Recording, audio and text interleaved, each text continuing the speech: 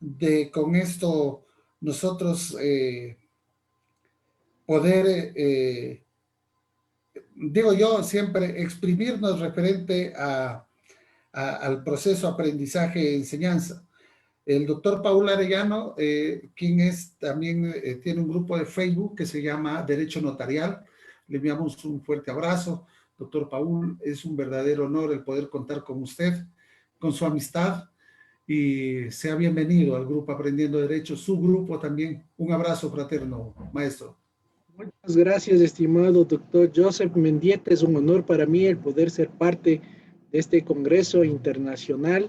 Le felicito por la brillante iniciativa que tiene de capacitar a todos los amigos, estudiantes, abogados, notarios, funcionarios judiciales, en fin, que necesitamos cada día aprender, ya que cada día necesitamos ser más abogados, ser mejores profesionales para dar un servicio de calidad a todas las personas de nuestra comunidad. Estimado Joseph, muchísimas gracias. Listo, sin más, sigo nomás con la ponencia. Entonces, por favor, continúe, maestro. Gracias. Perfecto. Voy a iniciar el tema que voy a tratar el día de hoy. Es el nuevo constitucionalismo latinoamericano, la crisis sanitaria. Nosotros sabemos que lastimosamente en el mundo nadie estuvo preparado para esta crisis sanitaria que prácticamente nos tomó de sorpresa a todo el mundo y se puso en evidencia la necesidad de poder responder a esta crisis de parte de todos los países de Latinoamérica. Y es así que nosotros podemos ver, antes de empezar con este análisis en sus pantallas, tenemos nosotros las constituciones en Iberoamérica, podemos ver en las fechas en las que cada una de estas constituciones están vigentes en América Latina. Y es así que nosotros podemos ver que las constituciones del año 90 a la fecha son solamente las constituciones de Colombia, la Constitución de Venezuela, la Constitución de Ecuador y la última constitución, la constitución más nueva, es la de Bolivia, que tiene vigencia desde el año 2009. Como podemos ver, en Latinoamérica esta nueva corriente desde el año 90 y marca una etapa de un nuevo constitucionalismo en América Latina, como lo vamos a ver más adelante. Adicionalmente a ello, es importante también tener en cuenta el mapa político que tiene en esta América Latina en la actualidad. Podemos ver cómo está dividido el populismo de izquierda de color rojo, izquierda tenemos un color rosa, y tenemos del centro un color celeste y ultraderecha el color azul, que lo podemos ver que lo tenemos en Brasil, y el extremo lo tenemos en Venezuela. Podemos ver cómo está en la actualidad política la región, pero debemos tener en cuenta también que Bolivia está a puertas de una elección, Ecuador también estamos a puertas de una elección, Venezuela también, lo que también va a dar un cambio en este mapa que a la verdad creo que no va a ser muy significativo, pero se va a producir. También es importante tener en cuenta que la región latinoamericana está pasando por una ola, aparte de la crisis que ya tenemos todos los países por el tema del COVID.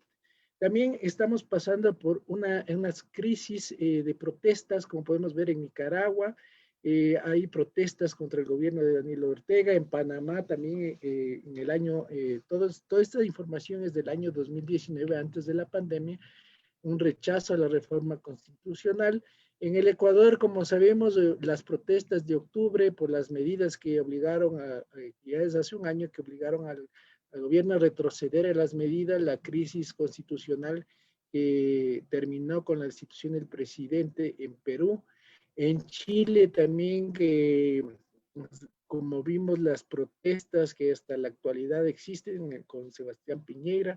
En Haití, en Venezuela, no se diga que tenemos dos presidentes y viven una crisis política, económica, que es de repercusión mundial, una crisis geopolítica también en la que intervienen varias potencias.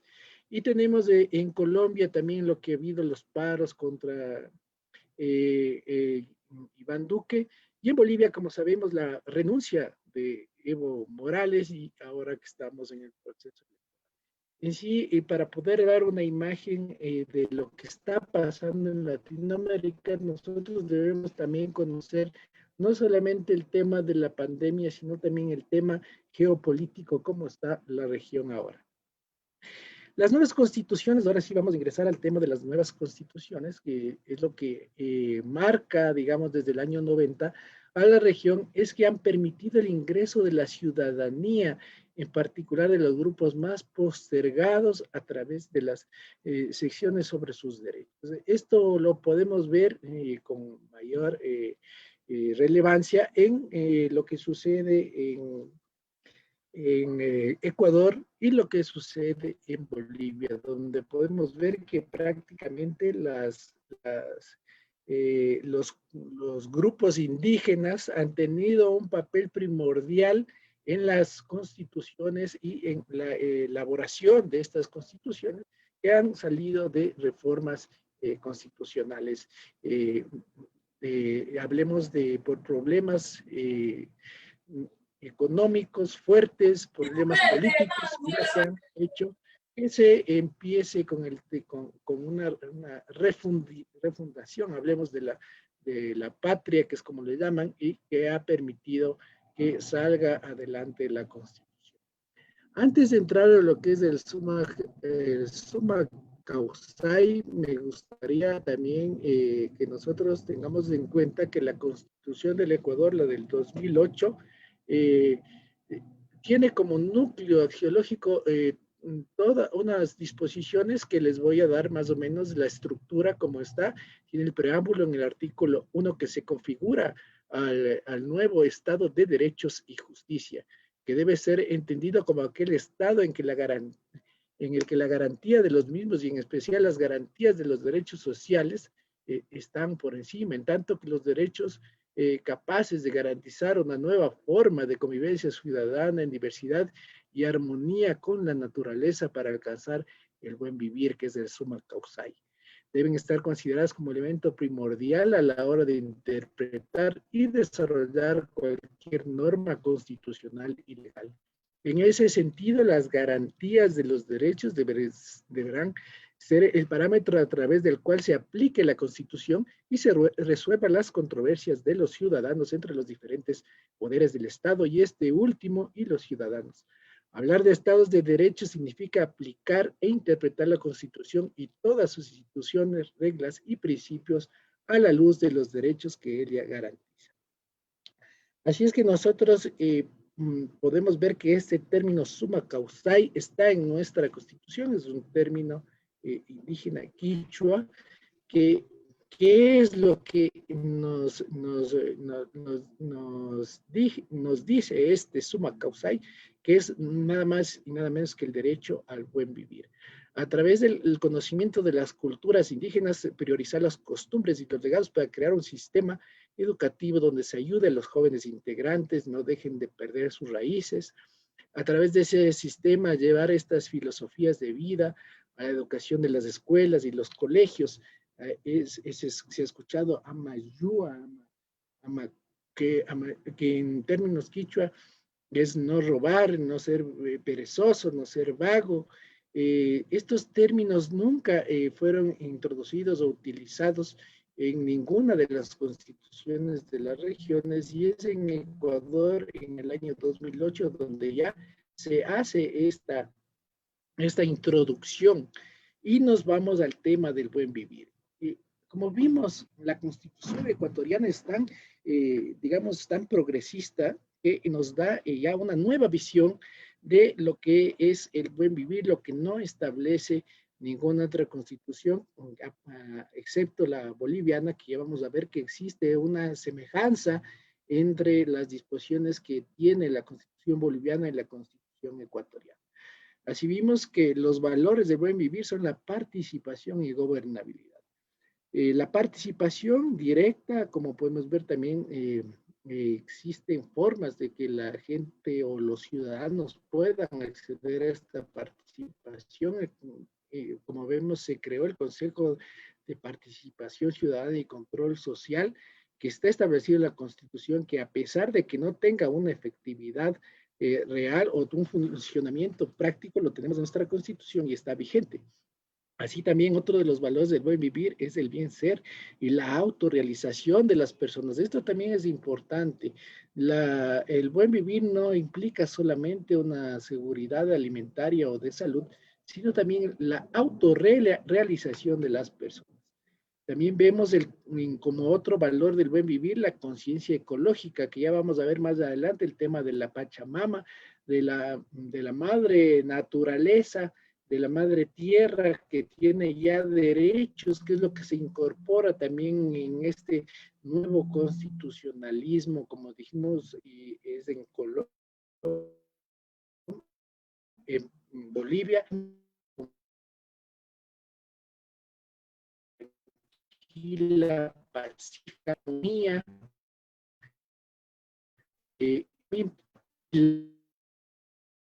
la seguridad de la importante dentro de los valores del buen vivir, el tema de la seguridad de la vida, que se ve afectado en este momento por el tema del COVID. Que como vimos, no hay ninguna disposición que pueda, o alguna constitución, o algún país que haya estado preparado para tener una, responder adecuadamente a la crisis. Como vimos, la respuesta más importante es la respuesta económica, que sabemos unos países de la región estuvieron más preparados y otros menos preparados, que a la final no tuvieron los recursos necesarios para poder afrontar la crisis. En nuestras constituciones, lo que vemos en la Constitución ecuatoriana y como fin primordial es la seguridad humana, que entendida como proteger la esencia vital de todas las vidas humanas de una forma que se realcen las libertades y la plena realización del ser humano. Es decir, en el centro de toda la sociedad y de la Constitución está la persona, el ser humano. Es lo que cambia con la nueva Constitución que tenemos, con el nuevo constitucionalismo que hoy centraliza al ser humano en todos los derechos que tiene la persona. Y dentro de esta centralidad de la persona tenemos a la seguridad alimentaria, la seguridad de salud, que es lo que estábamos analizando y habíamos visto que en estos momentos se hace más evidente, la seguridad ambiental, que vamos a ver el tema de la explotación de los recursos naturales y del agua, la seguridad personal, la seguridad de la comunidad respecto a las diferencias sociales, culturales, biodiversidad, la seguridad política, el respeto a los derechos civiles políticos, el derecho a elegir y ser elegido, de poder participar, ya estamos prestos a participar en una contienda electoral, y la seguridad económica. Como podemos ver, la Constitución nos da un parámetro de lo que debe ser la centralidad del ser humano, pero nosotros estamos viendo que existe si bien es cierto, lo tenemos en la Constitución, pero en la práctica vemos que esto sí ocurre, no se cumple, digamos, o se está tratando de cumplir, pero lastimosamente, como vamos a ver, solamente está en nuestra Constitución. Pese a los esfuerzos que han venido haciendo y las resoluciones y las sentencias que ha venido dictando la Corte Constitucional, todavía me parece que queda mucho por hacer. Vivir bien, como les había dicho, en Aymara, estos de Bolivia, se dice suma huamaña, en quechua es el suma causay, es lo que habíamos hablado de lo que significa el buen vivir, de lo que está establecido. El buen vivir y la Pachamama son conceptos, son entendidos como una expresión de una crítica profunda a las nociones tradicionales del progreso, desarrollo y bienestar. Esto lo dice Cletus George Barrié en el 2014. Les he puesto porque es un tema, es una evolución del constitucionalismo tradicional, elitista, que ahora pasa a tener unos conceptos progresistas relacionados con el buen vivir y con la Pachamama, que es lo que nos estamos analizando ahora. Así tenemos, estoy analizándole las constituciones de Ecuador del 2008 y de Bolivia del 2009, que son prácticamente las nuevas constituciones que establecen este término del buen vivir y de la madre tierra y de la Pachamama.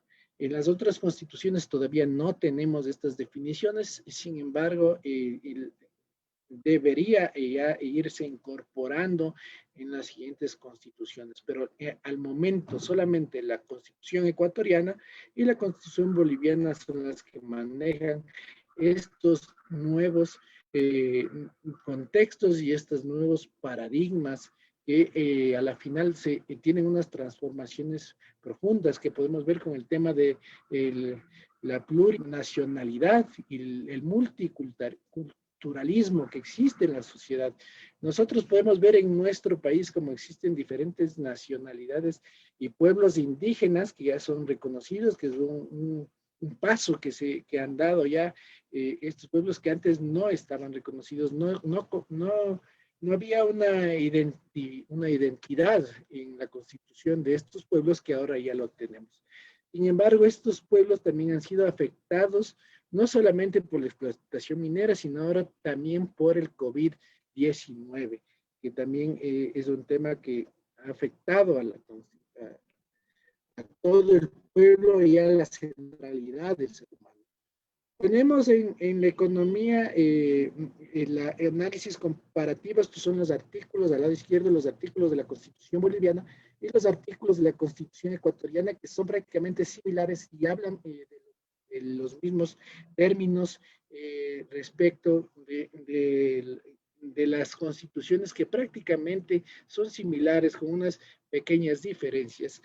En el cuadro que ustedes tienen ahora, podemos verlo y hay un cuadrito que me parece súper interesante porque están los artículos de la Constitución del Ecuador y los artículos de la Constitución de Bolivia, donde hablan de la Pachamama. Entonces vemos qué artículos de la Constitución boliviana hablan de la Pachamama y qué artículos de la Constitución ecuatoriana hablan de la Pachamama, la responsabilidad del Estado y la economía. Este artículo lo tomé, no sé por qué está en inglés, pero lo tomé de un artículo es realizado sobre un análisis de la Constitución boliviana y ecuatoriana sobre el nuevo constitucionalismo, pero me ha parecido muy importante a fin de que se pueda comparar entre las dos constituciones y vemos que prácticamente existe una similitud y que existen prácticamente los mismos artículos que podríamos decir que están relacionados entre la Constitución boliviana y la Constitución ecuatoriana. Sobre el nuevo constitucionalismo latinoamericano, Roberto Galgarella en el 2015 destaca que hay profundas continuidades existentes. O sea, a pesar de que el nuevo constitucionalismo nos ha dado una nueva perspectiva, una perspectiva progresista, una inclusión de los pueblos y de las nacionalidades indígenas, sin embargo, me llama la atención lo que dice Roberto Galgarella. Roberto Galgarella destaca que existen profundas continuidades existentes entre este nuevo constitucionalismo y el más tradicional y arcaico viejo constitucionalismo regional, tanto en lo relativo a la organización de los derechos como en lo vinculado con el diseño institucional predominante. O sea, nos da un análisis de que a pesar de que tenemos una nueva constitución progresista, sigue relacionado con el viejo constitucionalismo. Y así sostiene que la organización del poder que todavía hoy predomina en una mayoría de las constituciones de la región sigue estando definida por rasgos elitistas y autoritarios propios del momento liberal conservador que rigiera en América Latina entre los años 1850 y 1890. Es decir, a pesar de tener la constitución que tenemos, todavía es marcado los rasgos autoritarios con presidentes fuertes, con ejecutivo fuerte, que lastimosamente lo utilizan a la constitución como un medio político para llegar al poder, más no como un medio para dar una solución a la ciudadanía o la inclusión o lo que estamos manifestando sobre la inclusión de los pueblos y nacionalidades indígenas, lo que no es evidente. Lo que sí es importante de tener en cuenta y me parece que debe ser analizado es que nuestra Constitución establece que los derechos y garantías son directamente aplicables. Esto es lo más importante que puedo rescatar de la Constitución ecuatoriana y eso lo saben los jueces y los abogados, que indica que la teoría tradicional del derecho de la Constitución existen dos tipos de normas, de directa aplicación de las leyes y las programáticas de desarrollo normativo. El neoconstitucionalismo, principio de estricta legalidad, aplicación de la Constitución. Es decir, primero vamos a aplicar la Constitución, inclusive hasta de forma directa. La norma es simple, aplicable, no requiere intermediación de autoridad alguna para invocar el cumplimiento de una norma. Sabemos que los jueces tienen la obligación, inclusive, de aplicar directamente las normas constitucionales. También existe este principio de prohibición de restricción normativa, lo que estábamos hablando, la supremacía de la Constitución. La Constitución establece un mínimo que no puede ser disminuido. Las normas secundarias pueden desarrollar, ampliar los derechos constitucionales. El principio proomine antinomias en el sistema jurídico, el principio de progresividad, que quiere decir de menos a más. Solamente la Constitución ecuatoriana en el sistema andino reconoce expresamente este principio. Y eso lo podemos ver en el tema del matrimonio igualitario. Como vemos, ya se reconoce, se reformó el Código Civil y con una sentencia de la Corte Constitucional ahora es, digamos, se puede realizar el matrimonio entre parejas del mismo sexo. Eso es una evolución. Podemos ver aquí el principio de progresividad que tiene en la Constitución, que va más adelante de lo que antes era, que solamente era un hombre y una mujer, como lo podemos ver. Y la afectación que hemos tenido nosotros no solamente es una afectación política, como ya vimos, una afectación constitucional, también tenemos un impacto tecnológico en toda la sociedad. Y así vemos que los cambios tecnológicos, vemos que existe un crecimiento exponencial de la tecnología. En el cuadro superior izquierdo podemos ver cómo se dan los cambios sociales en toda la sociedad latinoamericana, los cambios de los negocios, los cambios políticos.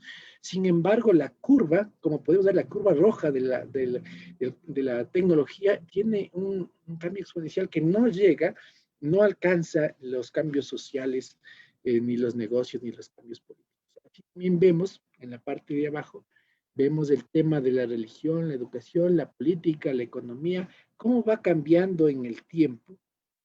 Y vemos el cambio tan impresionante que tiene la tecnología. Entonces, este cambio tecnológico es un cambio también en la región que nos tomó de sorpresa. Aparte del COVID-19, nos tomó de sorpresa porque la mayoría de países de Latinoamérica no estaban preparados para tomar el reto tecnológico que ya vamos a ver más adelante.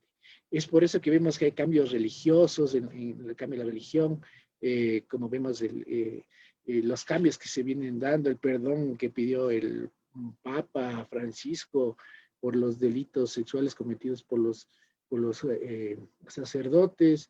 En la educación vemos también los cambios como se han venido realizando a través del tiempo.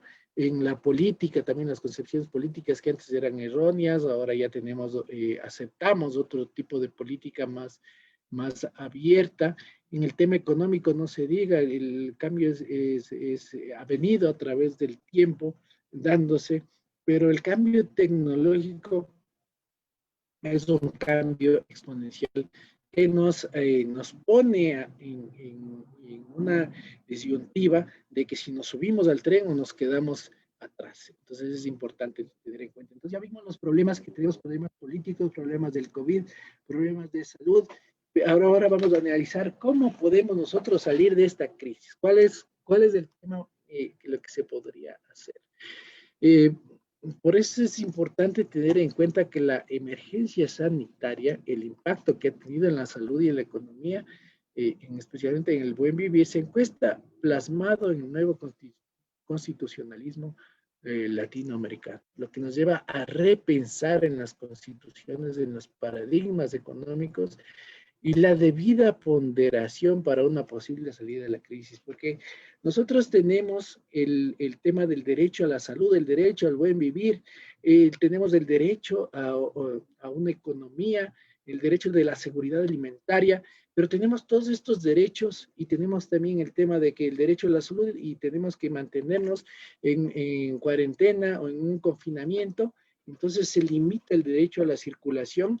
Tenemos también, nos obligan a cerrar nuestros negocios y el turismo prácticamente está en cero. Entonces, también existe el derecho al trabajo, pero tenemos el derecho a la salud. Entonces, existe una diferencia entre los derechos y entra aquí la ponderación a fin de que se pueda ver cuál es el derecho que necesita una mayor atención o cuál es el derecho que en este momento debe ser parte o debe ser valorado por todos los gobernantes en este caso. El derecho a la salud es en estos momentos evidentemente ha sobrepasado a todos los demás derechos. Podríamos decir que los derechos económicos, patrimoniales, a la libertad de tránsito, a la de asociación, a la libertad de expresión, el acceso a la educación, la seguridad jurídica y en sí podríamos ir diciendo todos estos derechos ya no trascienden frente a la necesidad mundial del derecho a la salud. El derecho a la vida es el más importante, sin duda que la crisis sanitaria que vivimos nos invita a reflexionar. Hace un año hablar sobre un peligro de la salud mundial o de cerrar fronteras, aeropuertos, de no saludar con la mano, de cuarentena o de escasez de ataúdes o de espacios de cementerios era impensable, era impredecible. Todo esto ha hecho que todos los estados del mundo, en pleno uso de sus derechos y facultades soberanas, tomen medidas. Estas medidas han sido cerrar fronteras, han ordenado la cuarentena, el confinamiento, y vemos en España nuevamente se está ordenando el confinamiento en Madrid y las personas han salido a protestar porque desean salir. Entonces estamos hablando de que tenemos dos derechos ahí, el uno el derecho a la salud, el derecho y el otro el derecho al libre tránsito, el derecho a trabajar para poder comer. Entonces vemos que existen muchos derechos que se contraponen. Y todo esto con el fin de evitar la propagación del virus. Sin duda el impacto más grande del COVID-19, luego de las muertes que son irreparables, el hecho de la muerte de una persona, no vamos a poder nosotros nunca, por todo el dinero del mundo que se tenga, poder repararlo o resarcirlo. Sin embargo, luego de las pérdidas de las personas, tenemos la pérdida económica, tenemos los negocios cerrados, las personas despedidas y todo el impacto que acarrea el tema económico. Es como dicen, o me muero por el COVID o me muero de hambre porque no tengo con qué comer. Entonces existe esta problemática. Estos impactos que podemos ver también recaen en el Ecuador, es evidente con la baja del valor del petróleo. Vimos que prácticamente llegó a un valor de menos 10 centavos, en fin, porque existía una demasiada producción y no había quien compre el petróleo. La producción y comercialización de bienes suntuosos que se creían indispensables quedaron de lado. Varias empresas se han dedicado ahora a producir, inclusive empresas que fabricaban autos, ahora producen mascarillas, trajes de bioseguridad, respiradores mecánicos, desinfectantes, alcohol antiséptico. Todo esta, la producción ha cambiado. Y nos hemos puesto ahora a analizar qué es lo más importante. ¿Qué es lo más importante para el Estado? Es ahora y para el buen vivir, es la producción y comercialización de alimentos agrícolas, ganaderos. Se priorizó el tema de las medicinas. Entonces, eso nos hace pensar que es mucho más importante que ir al cine, es tener una seguridad alimentaria. A pesar de que América Latina ha reducido sustancialmente la pobreza desde el cambio de siglo, se evidencia que el más del 60% de la población permanece por debajo de los $20 de ingresos por día. Ahora vamos a ver cuál sería la salida a la crisis. La salida a la crisis de sanitaria del COVID sin duda es la vacuna, que yo creo que más tarde o temprano vamos a tener la vacuna, ya sea la vacuna de Oxford o la vacuna china o la vacuna rusa, en fin, vamos a tener en esta carrera económica mundial, vamos a tener muy pronto la vacuna, pero vamos a seguir con el problema más grave que sigue siendo el problema económico. La solución para América Latina debe de ser sin duda el apoyo irrestricto a la economía popular. Esto vimos que está dentro de nuestra Constitución. Este apoyo a la economía popular y solidaria lo que va a permitir a corto plazo reducir el asistencialismo por parte del Estado con víveres o bonos económicos. Como vimos ahora, el Estado va a dar un bono de $240 para alimentación, pero esa no es la solución. No es la solución a la crisis. Es una medida para paliar la crisis, pero no es una solución a la crisis. El impulso del microcrédito debe realizarse para incentivar los emprendimientos personales. Ya se evidencian, nosotros podemos ver que a pesar del confinamiento con la utilización de la telemática, las redes sociales, ya tenemos nosotros varios emprendimientos que realizan las personas y son parte de estos micro negocios que forman parte de la economía popular y solidaria.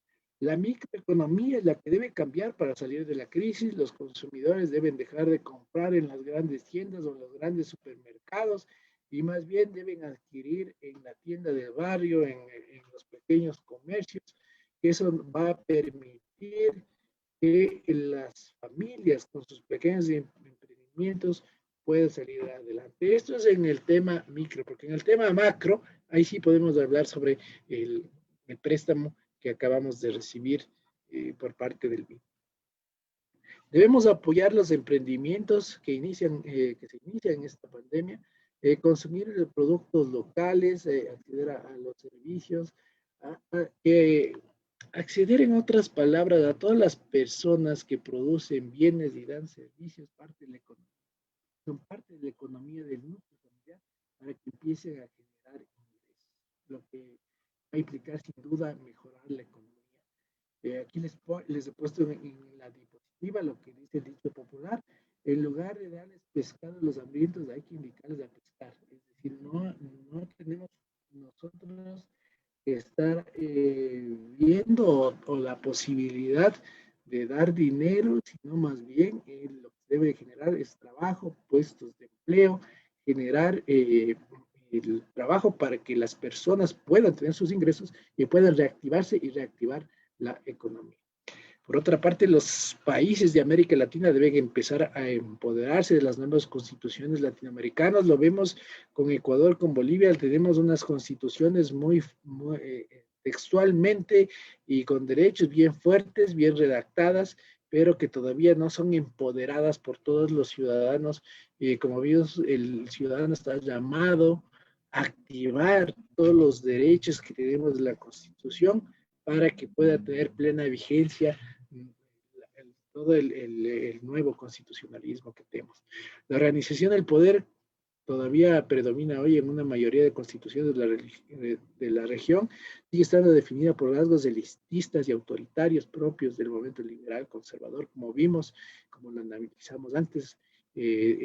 No existen los pesos y contrapesos, sino que tenemos un solo peso determinante por el Ejecutivo, y el Legislativo lastimosamente al menos en el Ecuador, ha tenido un desprestigio y no existe ese peso contrapeso de fiscalización que debería haber, sino más bien que la Asamblea ha tenido que fiscalizarse a ella misma. Entonces, vemos que no existe este funcionamiento que debería tener la Constitución. Vemos también al Consejo de Participación Ciudadana y Control Social con el presidente que prácticamente tiene un juicio político por el tema del uso de los carnets de discapacidad.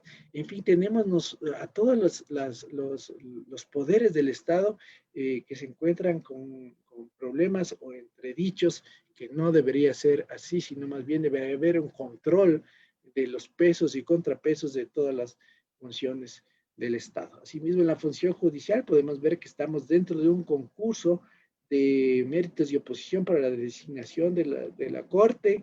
Vemos también que no tenemos, no están nombrados, no están en puestos definidos, sino que están encargados. Entonces vemos que existe también en la función judicial una crisis económica también porque se están reduciendo puestos. En fin, eso puede conocer el estimado doctor Joseph lo que a puertas adentro se está viviendo.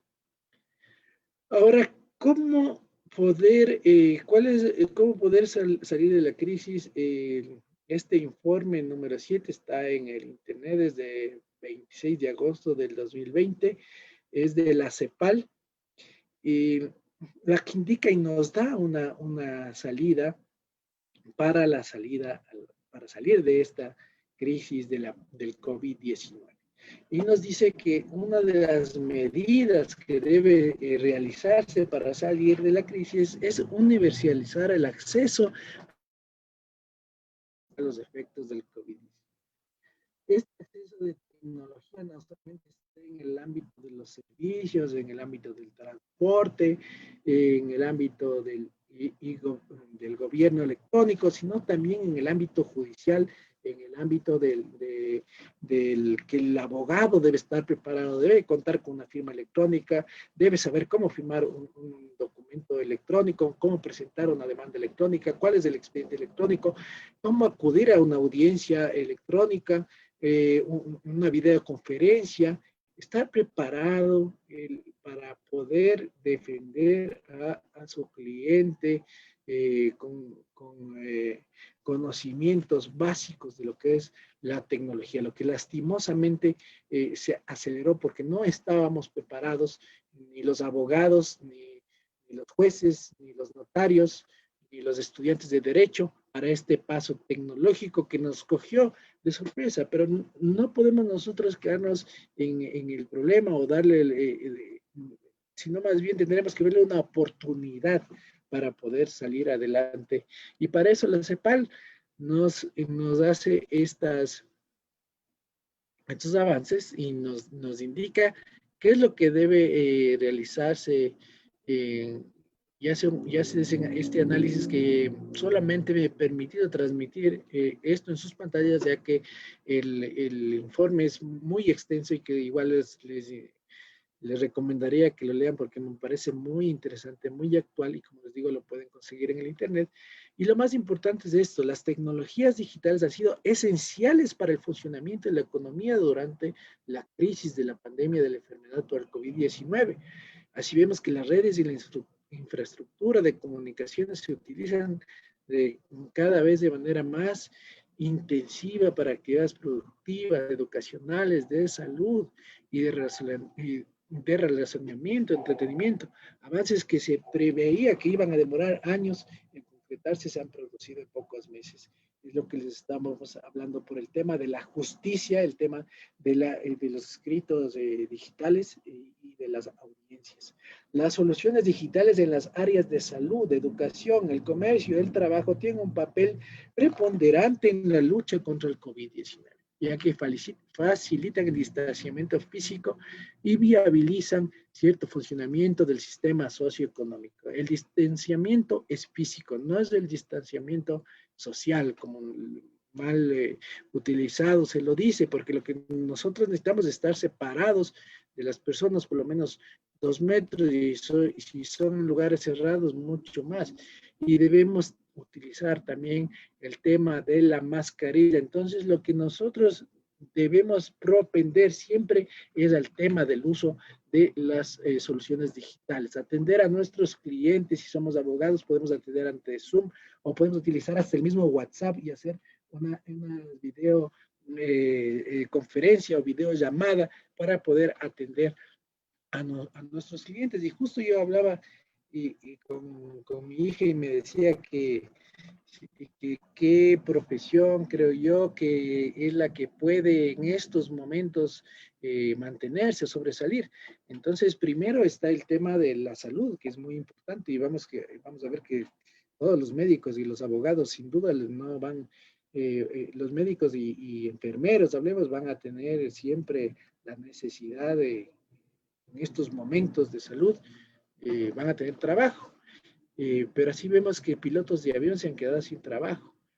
Los abogados sí tenemos la oportunidad de trabajar, pero debemos utilizar estas herramientas digitales. Lastimosamente, si es que nosotros no podemos manejar un computador, no podemos acceder a una videoaudiencia, a una videoconferencia, lastimosamente vamos a ser analfabetos digitales y eso por más conocimientos que tenga, por más preparación que tenga el abogado, pero si no puede conectarse a una audiencia, no puede activar el audio, no puede exponer, no puede reproducir la prueba, lastimosamente perder el juicio. Entonces, por eso es importante que todos los abogados nos preparemos y en todos los países del mundo, no solamente en Ecuador, sino en todos los países, porque entiendo que tenemos participantes de varios países.